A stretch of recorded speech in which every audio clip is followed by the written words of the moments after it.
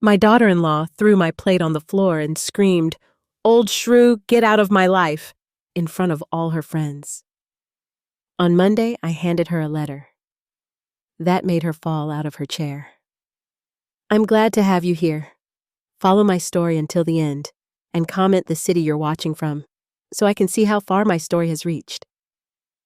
My daughter-in-law threw my plate on the floor and screamed, "Old hag, get out of my life," in front of all her friends.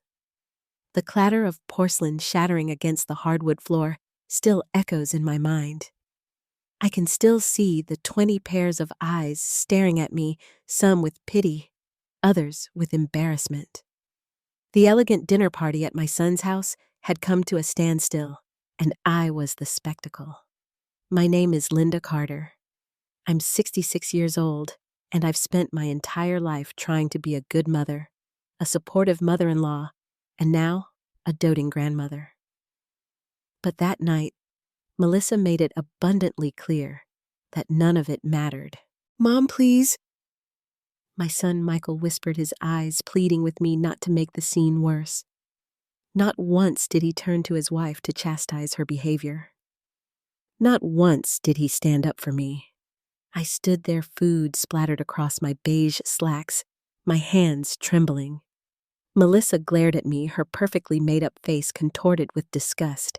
This wasn't the first time she had made her feelings known, but it was certainly the most public and humiliating. "I think it's best if you leave, Linda," she said, her voice dripping with false concern. "You're clearly upset, and we wouldn't want you to have one of your episodes." I don't have episodes, never have, but Melissa had spent years constructing this narrative about me to Michael and their friends. That I was unstable, difficult, intrusive, and my son, the little boy I had raised alone after his father died when he was just 11 years old, believed her. As I gathered my purse and cardigan, I caught sight of my grandchildren peering from the top of the staircase. 6-year-old Sophie and 4-year-old Ethan watched with wide eyes as their grandmother was thrown out of their home like garbage. What were they learning about respect, about family? The drive home was a blur of tears and memories. I remembered when Michael first brought Melissa home 6 years ago. She was charming, then laughing at my stories and complimenting my home. The change had been gradual. A canceled invitation here, a snide remark there. Then came the restrictions on when I could see my grandchildren. Always with an excuse. They were too busy. The kids had activities. Melissa needed family time without in-laws around. I pulled into the driveway of the small house I'd lived in for 42 years. The house where I'd raised Michael alone, working 2 jobs to ensure he had everything he needed. Now he lived in a sprawling home in the suburbs with a wife who despised me for reasons I couldn't understand. Inside, I sank onto my couch, still in my stained clothes, and let the tears flow freely. My phone buzzed. A text from Michael. "Mom, I'm sorry about tonight. Melissa's just stressed with work. Give her some space." "Okay." Space. That's all I've been giving them. So much space that I was becoming a stranger to my own grandchildren. And still, it wasn't enough. I dragged myself to the bathroom and caught sight of my reflection. I barely recognized the woman staring back at me, shoulders slumped, eyes, red-rimmed face, drawn with sadness. When had I allowed myself to become this person? When had I started believing that I deserved this treatment? That night, I slept fitfully dreaming of porcelain shattering and voices shouting. In my dreams, I stood up for myself. I told Melissa exactly what I thought of her behavior. I reminded Michael of all the sacrifices I had made for him. But in reality, I had simply walked away, head bowed, defeated. Morning brought no relief. I called my best friend Susan, who had been trying to tell me for years that Melissa was isolating me from my family. "Linda, enough is enough," Susan said firmly. "You've let that woman walk all over you for too long. When are you going to stand up for yourself? What can I do, Susan? If I confront her, she'll just use it as another excuse to keep me away from the children. So you'll just keep taking her abuse. Is that your plan? I had no plan. I felt trapped in an impossible situation. Fight back and risk losing what little contact I had with my family, or continue to endure Melissa's cruelty. What I didn't know then was that Monday would change everything. Monday, when I would hand Melissa a letter that would make her fall out of her chair. A letter that would finally expose the truth and give me back the dignity I had surrendered piece by piece over the years. But first, I needed to find my courage again. And as I sat at my kitchen table that morning, sipping tea from a chipped mug, I had no idea that courage would find me in the most unexpected place, or that the weapon I needed against Melissa had been in my possession all along. The weekend crawled by in a haze of self-pity and regret. By Sunday afternoon, I couldn't bear to sit alone with my thoughts any longer. I decided to tackle the cluttered attic, a project I'd been putting off for years. At least physical labor might distract me from the persistent ache in my chest. The attic was stifling, filled with decades of memories packed in cardboard boxes. I started with Michael's childhood mementos, baseball trophies, school projects, and photo albums documenting every milestone. Had Melissa seen these? Did she know how I'd cheered at every game, helped with every science fair project, worked overtime to pay for college applications? Hours passed as I sorted through the boxes. My back ached and dust coated my clothes, but the physical discomfort was almost welcome. A different kind of pain to focus on. That's when I found the large manila envelope tucked behind an old dresser. Didn't recognize it at first. The envelope was yellowed with age, the flaps sealed with ancient tape. Inside were documents I hadn't thought about in years. The deed to Michael's house. My late husband William had purchased that property as an investment shortly before his sudden heart attack. He'd intended to renovate it for rental income, but never got the chance. After his death, I couldn't bear to sell it. It was one of the last decisions he'd made. Instead, I'd kept up the property taxes and minimal maintenance, letting it sit vacant for years. When Michael and Melissa got married, they'd been saving for a house. I remembered the moment clearly, sitting at this very kitchen table, sliding a key across to my son. "It's yours," I had told him, explaining that his father had bought the property years ago. "Consider it an early inheritance and your wedding present." Michael had been stunned, grateful. Melissa had been ecstatic. What I hadn't mentioned, what hadn't seemed important at the time, was that I had never legally transferred the property to Michael's name. I'd given them the house to live in, but the deed still listed me as the owner. I stared at the paperwork, my heart pounding. According to these documents, I still owned the house where Michael and Melissa lived, the house Melissa had thrown me out of just 2 days ago. I sank onto a dusty trunk, my mind racing. Did they know? Had they ever checked the property records? Given Melissa's reaction to my presence, I doubted she realized she was living in a house that legally belonged to me. As I continued digging through the envelope, I found insurance papers, tax records, and the original purchase agreement. Everything confirmed what I already knew. The house was still mine. I carried the documents downstairs, spreading them across my kitchen table to examine them properly. There had to be a mistake. Surely I wouldn't have forgotten something so significant, but there was no mistake. I had given Michael the key, told him the house was his, but in the fog of grief following William's death, I had never completed the legal transfer. I had simply handed over the keys and let them move in, trusting that we would sort out the paperwork eventually, but we never had. My phone rang, startling me. It was Karen, a neighbor who lived near Michael and Melissa. "Linda, I hope I'm not disturbing you," she said hesitantly. "Not at all. Is everything okay?" She paused. "I wanted to check on you after what happened at the dinner party. Word gets around, you know." I closed my eyes, humiliation washing over me anew. I'm fine, Karen. Thank you for asking. There's something else, she said, her voice dropping. I'm not one to spread gossip, but I thought you should know.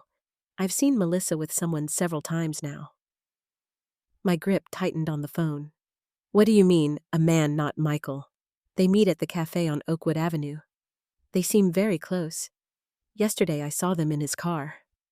They were kissing Linda. The room seemed to tilt. Melissa was cheating on my son, the same woman who had systematically pushed me out of their lives, who had convinced Michael I was the problem. Have you told Michael? I asked, my voice barely audible. No, I thought you should know first. I wasn't sure if I should say anything at all. After Karen hung up, I sat motionless at my kitchen table, surrounded by property documents and this new explosive information. Melissa was cheating on my son. She was living in my house, and she had humiliated me in front of everyone. Pieces started falling into place. Melissa's increasing hostility toward me, her determination to cut me out of their lives. What if it wasn't just ordinary mother-in-law attention? What if she was deliberately isolating Michael from his support system? I needed to confirm Karen's story before jumping to conclusions. But combined with the property documents spread before me, I now held information that could completely change the power dynamic between Melissa and me. For the first time since that disastrous dinner party, I felt a flicker of something other than despair. Not quite hope, not quite vindication, but a growing certainty that the universe had just handed me the means to reclaim my dignity and protect my son. Monday was approaching, and with it, a decision I never thought I'd have to make. Should I confront Melissa with what I knew? Should I tell Michael about his wife's betrayal? Or should I simply assert my legal rights to the house they lived in? As the sun set outside my window, I knew one thing for certain. I was done being the victim in Melissa's story. It was time for me to write my own ending. That night, sleep eluded me. I tossed and turned, my mind racing with possibilities and consequences. By morning, exhaustion had settled deep in my bones, but a strange clarity had emerged. I called Susan. I need your advice, I said when she answered. Can you come over? An hour later, we sat at my kitchen table, the property documents and a pot of strong coffee between us. Susan listened without interruption as I explained everything: the house, Karen's revelation about Melissa's affair, my growing suspicion that Melissa was systematically isolating my son. When I finished, Susan reached across the table and squeezed my hand. I've been waiting 6 years for you to see what that woman really is. I should have listened to you sooner, I admitted. The question is, what are you going to do now? Susan asked, tapping the property deed. You have options, Linda. Real power. Did I? The thought was so foreign after years of yielding to Melissa's hostility, stepping back to keep the peace, making myself smaller to accommodate her demands. I could tell Michael about the affair, I said quietly. Susan frowned. And what if he doesn't believe you? Melissa's had years to poison him against you. He might think you're making it up out of spite. She was right. Melissa had skillfully positioned me as the jealous, clingy mother who couldn't let go. Any accusation from me would be filtered through that lens. Or, Susan continued, you could use the house legally. You could evict them. I recoiled at the thought. I would never do that to Michael or my grandchildren. Of course not. But Melissa doesn't know that. I stared at my oldest friend, seeing the strategic mind that had made her a formidable business owner before retirement. You think I should threaten her? I think you should let her know that you know about everything, the affair, the house. Let her realize that the power dynamic has shifted. Susan's eyes gleamed. Watch her squirm for a change. The idea was tempting, so tempting that it frightened me. Was I really considering such calculated retaliation? But wasn't that precisely what Melissa had been doing to me for years? I don't want revenge, I said finally. I just want to protect my son and my grandchildren, and maybe to get back a little of what she's taken from me. Susan nodded. Then you need evidence of the affair.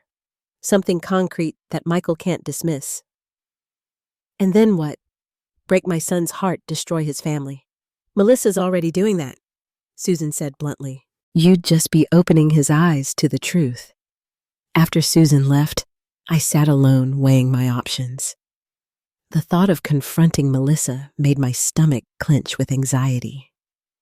She was younger, more confident, quicker with cutting remarks. But she had also never seen me fight back. I spent the afternoon driving past the cafe on Oakwood Avenue where Karen had seen Melissa with her lover. Fortune favored me. There they were sitting at an outdoor table, their hands intertwined. I parked a safe distance away and used my phone to take pictures. Melissa looked animated, happy, her face lit with an ease I'd never seen when she was with Michael. The man was handsome in a polished way, expensive haircut, designer clothes. They seemed comfortable together, familiar. This was clearly not a new development. I followed at a distance when they left the cafe. They walked to a sleek car parked on a quiet side street. Before getting in, Melissa glanced around furtively, then leaned in for a passionate kiss. I captured it all on my phone, feeling sick but determined. They drove to a small hotel on the outskirts of town, the Lakeside Inn. I didn't follow further. I didn't need to. By evening, I knew what I had to do. Not for revenge, not for satisfaction, but because my son deserved the truth. And because I deserved to reclaim my dignity. I sat at my desk and began to write, the words flowing more easily than I expected. Melissa, I want you to know 3 things.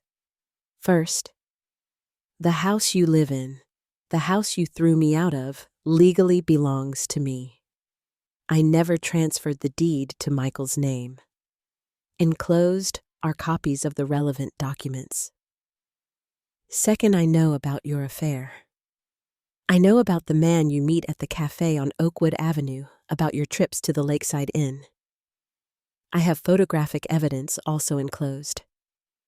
Third, I love my son and my grandchildren more than anything in this world. I've stepped back, stayed silent, and endured your cruelty because I feared losing them entirely. That ends now. I don't want to hurt Michael. I don't want to devastate my grandchildren, but I will not allow you to continue destroying our family while living under my roof. You have a choice: end the affair immediately and start treating me with the basic respect any human being deserves, or I will tell Michael everything and begin formal eviction proceedings.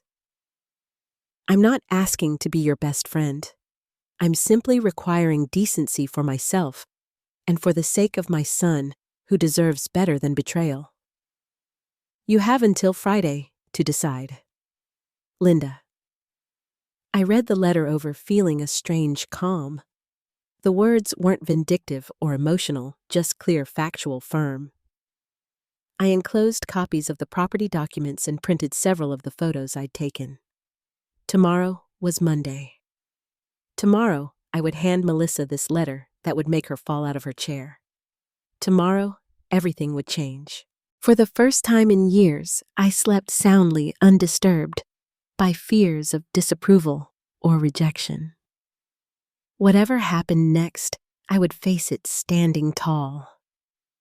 Monday morning dawned bright and clear, a stark contrast to the storm brewing inside me. I dressed carefully, a simple blue dress that Susan always said brought out my eyes. Comfortable but elegant flats, a touch of makeup not for Melissa's benefit but for my own. Today, I needed every ounce of confidence I could muster. The envelope sat on my kitchen counter, sealed and waiting. Inside were the truths that could shatter the careful facade Melissa had constructed, the proof of her affair, the documents showing that I owned the house she had made into her fortress against me. I checked the time. Michael would be at work. He always left by 7:30. The children would be at school. Melissa typically spent Monday mornings at home catching up on household affairs before meeting friends for lunch. It was the perfect opportunity. As I drove to their house, my resolve wavered. Was I really prepared to upend everyone's lives? What if this made things worse? What if Michael blamed me for the messenger rather than Melissa for her betrayal? No, I said aloud, gripping the steering wheel tighter. I can't keep living like this. The house, my house legally speaking, came into view. The lawn was immaculate, the garden beds bursting with the flowers Melissa selected each season. Even from the outside, it looked like the perfect home for the perfect family. But I knew better now.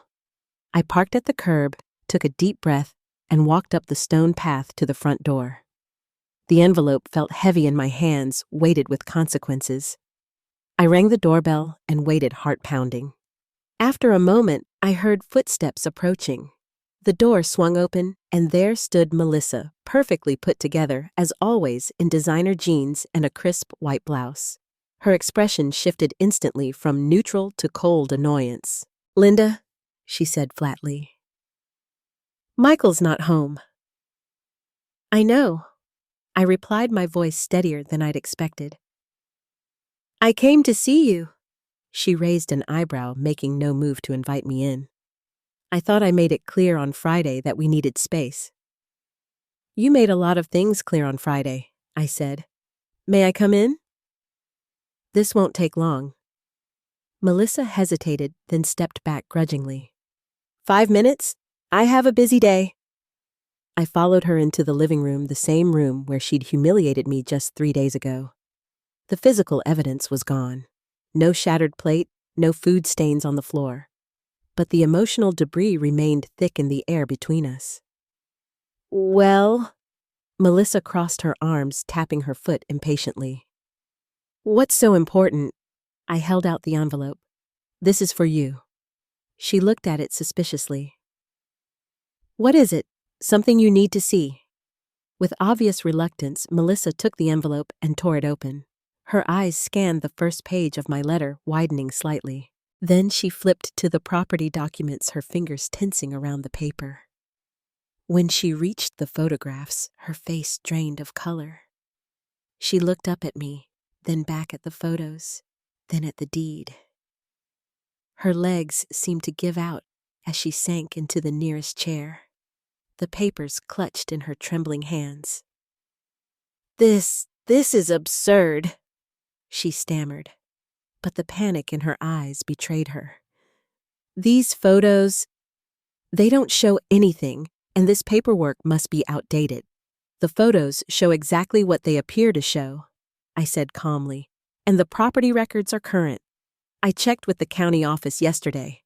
Melissa's composure cracked further. "You had no right to spy on me, and you had no right to treat me the way you have for years," I countered.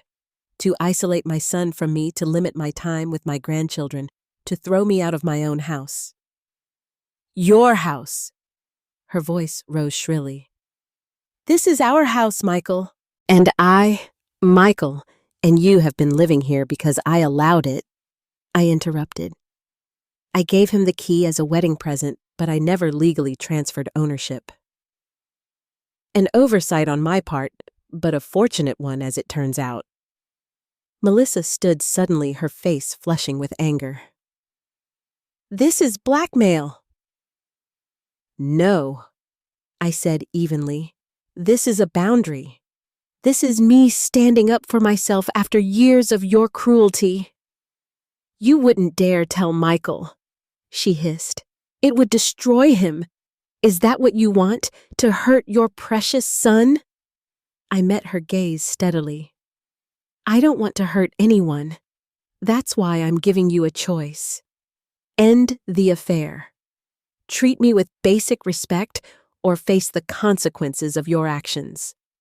Melissa's eyes narrowed to slits. You think you've won, don't you? You think you can waltz in here with your threats and your so-called evidence and suddenly have power over me? This isn't about winning, Melissa. It's about truth. It's about my family.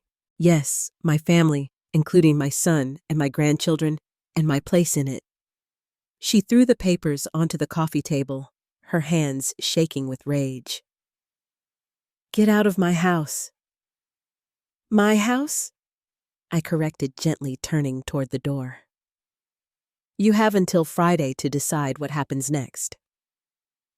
As I walked out, I felt lighter than I had in years, despite the tension of the confrontation. I hadn't raised my voice.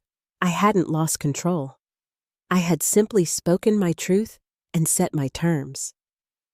From the car, I glanced back at the house. Melissa stood in the window watching me, her expression unreadable from this distance. I had no idea what she would choose to do next. End the affair, agree to my terms, or call my bluff. But for the first time in our 6-year relationship, the choice wasn't entirely hers. I started the engine and pulled away from the curb, realizing that I was no longer afraid. Whatever happened next, I had reclaimed something essential. My voice. I expected to have until Friday before hearing from Melissa or Michael. I was wrong. By Tuesday evening, my phone was ringing constantly. First Melissa, then Michael, then Melissa again. I let each call go to voicemail, needing time to study myself before the inevitable confrontation. Melissa's message was venomous. You've made a terrible mistake, Linda. You have no idea what you've done. Michael was confused, worried. Mom, what's going on? Melissa is upset. She says you threatened her. Please call me back. I took a deep breath and called my son.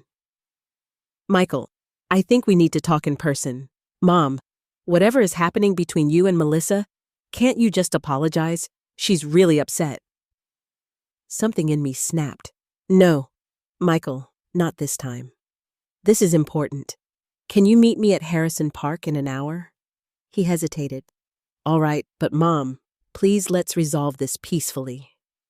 The park was quiet in the early evening, just a few joggers and dog walkers enjoying the fading light. I sat on a bench overlooking the river, watching the water flow steadily past. There was comfort in that constancy. The river had been here long before my problems, and would continue long after. Michael arrived looking harried, his tie-loosened hair slightly mussed, as if he'd been running his hands through it, a nervous habit from childhood. Mom, he said, sitting beside me. What's this about Melissa says you're threatening to evict us? I turned to face him, my heart aching at the worry in his eyes. Michael, there are things you need to know, things I should have told you sooner. Slowly, carefully, I explained about the house, how it had remained in my name all these years through oversight, not intention. Michael looked shocked, but not angry. Why didn't you say something before? He asked. Honestly, I forgot. After giving you the key in my mind, it was your house. I only discovered the truth when I was cleaning the attic this weekend. Michael nodded slowly. We can fix that. I'll call our lawyer tomorrow and have the deed transferred properly. I took a deep breath. There's more, Michael. His face fell. Mom, please. If this is about Melissa's behavior at the dinner party, she's stressed with Melissa is having an affair, I said quietly. Michael froze his face, draining of color. What? I reached for his hand. I'm so sorry. I wouldn't tell you this if I wasn't certain. You're wrong, he said, pulling his hand away. Melissa wouldn't. She loves me. She loves our family. Michael, I said, gently retrieving my phone. I have proof. I showed him the photos. Melissa with her lover at the cafe. Their passionate kiss by the car entering the hotel together. With each image, Michael's expression crumbled further. No, he whispered. No, this can't be. I'm sorry, I said again, feeling his pain like a physical wound. I didn't want to hurt you, but you deserve to know the truth. He stood abruptly, pacing in front of the bench. How long have you known? Just since Sunday. A neighbor saw them together and told me. Michael ran his hands through his hair, his breathing ragged. And the eviction threat, was that real? Or just to scare her? I would never put you and the children on the street, I said firmly. Never. But Melissa didn't know that. I wanted her to understand that things had to change, that I wouldn't be treated like dirt in my own family anymore. He was quiet for a long moment, staring out at the river. All these years, he said finally, Melissa told me you were trying to come between us, that you were clingy possessive, that your feelings were always hurt because you couldn't accept that I had my own life. My throat tightened. And you believed her.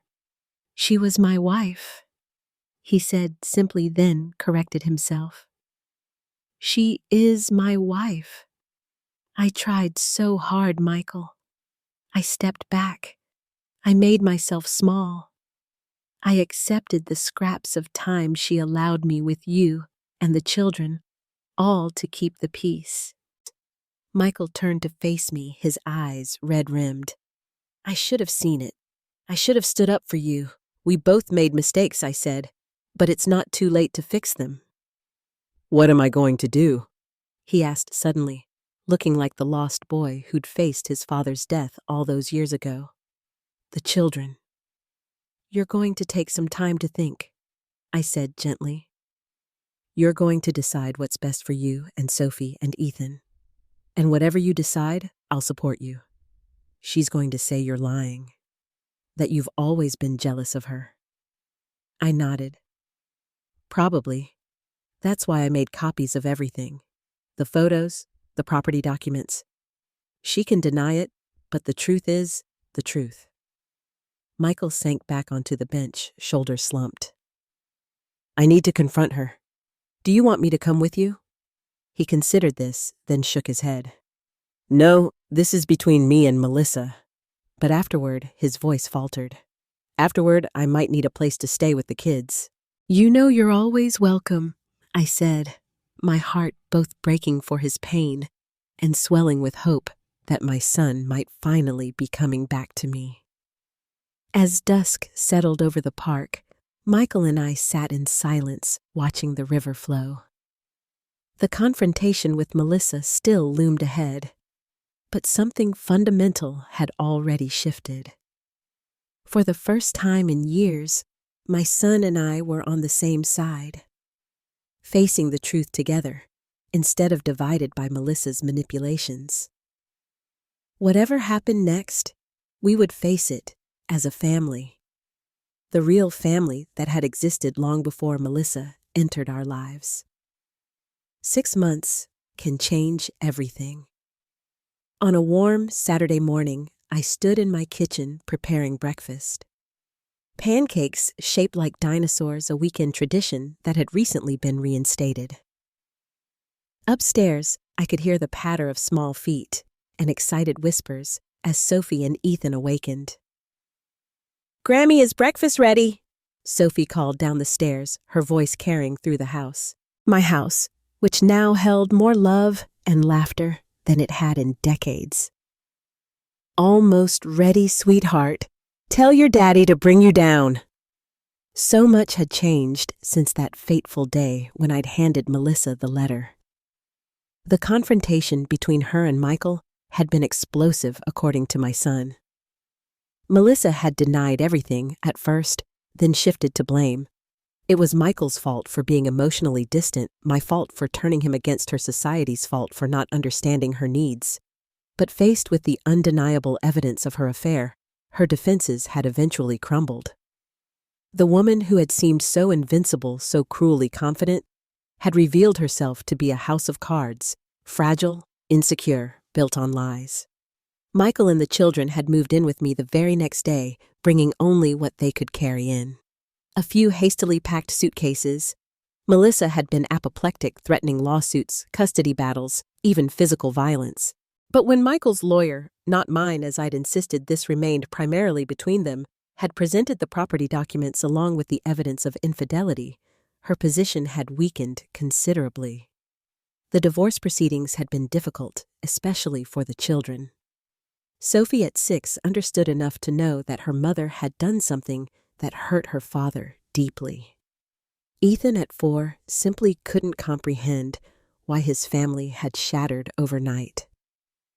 I'd done my best to provide stability during those turbulent months. My small house became a refuge not just for Michael and the children, but for me as well. After years of being pushed to the margins of my family's life, I was suddenly central again, needed again. Michael appeared in the kitchen doorway, a child clinging to each hand. "Good morning, Mom. Something smells amazing." "Dinosaur pancakes," Ethan exclaimed, eyes wide with anticipation. I smiled, flipping a triceratops-shaped pancake onto a waiting plate. "Who wants the first one? Me!" Both children shouted, scrambling onto the chairs I'd placed booster seats on. As I served breakfast, I marveled at how natural this felt. Having my family around my table, starting the day together, building new routines and traditions. It wasn't the future I had envisioned, certainly not one that came without pain, but it was real and precious nonetheless. Michael caught my eye over the children's heads and smiled. A genuine smile that reached his eyes, unlike the strained expressions I'd grown accustomed to during his marriage. "Thanks for everything, Mom. I don't know how we would have gotten through this without you." "That's what family does," I said simply. "We show up for each other."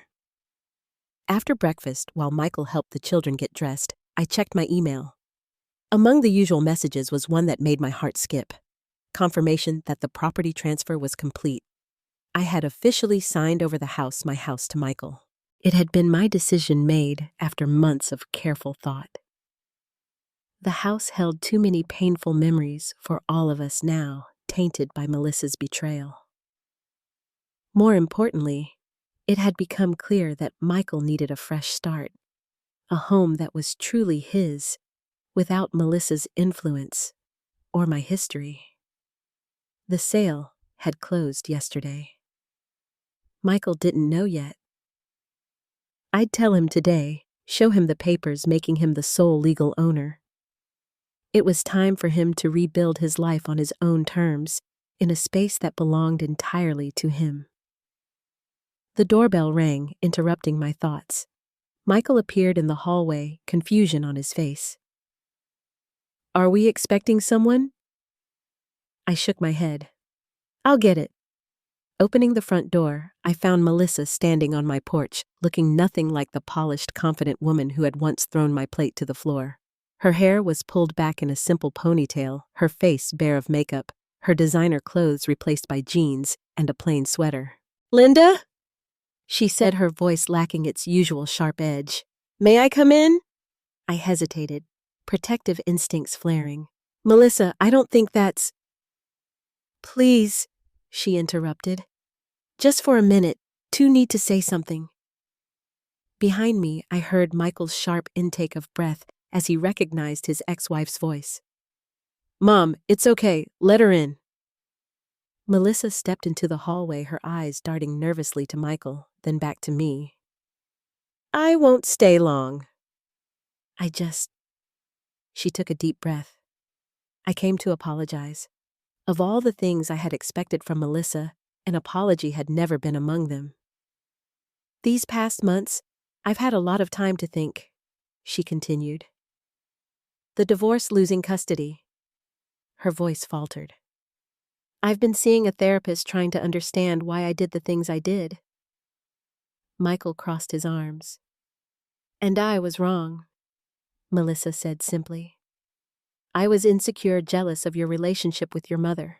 I convinced myself she was trying to control our lives when really, I was the one doing the controlling." She turned to me. "Linda, I treated you terribly. The things I said, the way I isolated you from Michael and the children, there's no excuse. I'm truly sorry." I searched her face for signs of manipulation or hidden agendas, but found only genuine remorse. This wasn't the Melissa I had known. Or perhaps it was a Melissa I had never been allowed to know. "Thank you for saying that," I said carefully. "It means a lot to hear." "The children are upstairs," Michael said. "They're almost ready for the park." "Would you like to see them before we go?" Melissa's eyes filled with tears. "I would very much." As she climbed the stairs to greet her children, Michael turned to me. "Do you think she's sincere?" I considered the question. "Yes, I do. People can change, Michael. Sometimes they just need a wake-up call." Later that day, after Melissa had gone, and the children were napping exhausted from their morning at the park, I showed Michael the property transfer documents. "Mom, I can't accept this." "You can, and you will," I said firmly. "It's time for you and the children to have your own home again. A fresh start." Michael embraced me, his voice thick with emotion. "I don't deserve you." "You deserve everything good, Michael. You always have." That evening, as I sat on my porch watching the sunset, I reflected on the journey of the past 6 months.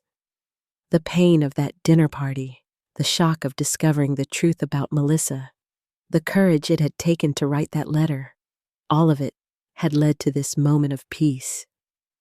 I had never wanted revenge. I had only wanted what everyone deserves: respect, love, and a place in my family. In standing up for myself, I had not only reclaimed my dignity, but had also helped my son see the truth he had been blind to for too long. The future was uncertain. Michael and the children would eventually move back into their own home. Melissa would remain part of our lives through the children.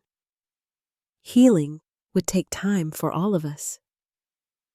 But as I watched the golden light fade from the sky, I felt a profound gratitude. The plate Melissa had thrown to the floor that night had shattered beyond repair. But my family, my real family, had not. We had pieced ourselves back together, stronger at the broken places, ready to begin again. Now I'm curious about you who listened to my story. What would you do if you were in my place? Have you ever been through something similar? Comment below. And meanwhile, I'm leaving on the final screen 2 other stories that are channel favorites, and they will definitely surprise you.